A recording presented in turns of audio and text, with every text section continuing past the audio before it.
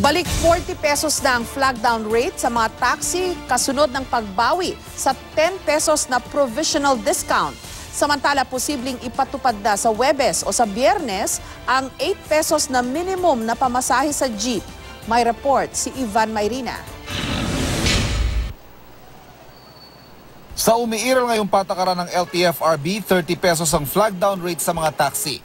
Pero kahapon inanunsyo ng LTFRB na aprobado ng petisyon ng mga grupo ng taxi operator na ibalik sa 40 pesos ang flag down rate. Technically, in principle, approved to be on a provisional order to be increased to return it to 40 pesos po. This is based on the pump price of the gas. Provisional o pansamantala lang kasi ang 10 pisong bawas sa flag down rate nang bumaba ang presyo ng produktong petrolyo. Pero tila marami ang di sumunod at di nakaramdam ng diskwentong ipinag-utos ng LTFRB. 40 po talaga. Before po, nag-30. Oo. Pero ngayon 40 talaga sila. Tapos diba dati mayroong discount na 10 pesos, hindi naman nila binibigay yun talaga.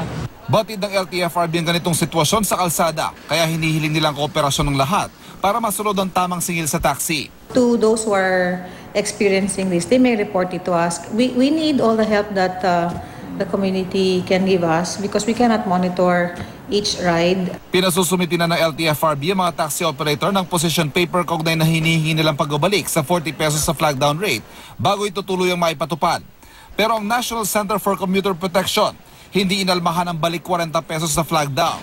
Maliban sa taas ang presyo ng produktong petrolyo at pangunahing bilihin, kailangan din daw isaalang-alang ang traffic na numero 1 kalaban din ng mga tsuper.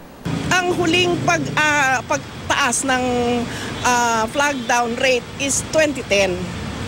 Noong 2010, hindi ganyan kagrabe ang ating traffic. Kailangan din matuto tayo bilang mga commuters na makiambag, makisama lang sa mga kalagayan din naman ng ating mga kababayan na drivers. Malaking bagay po talaga yun. Ika nga, dagdag kita. Maka 10 pasero ka sa 100 pesos din ho yun. Ang minimum na pasahe sa jeep balik 8 pesos na rin simula sa Huwebes o Biyernes ayon sa LTFRB.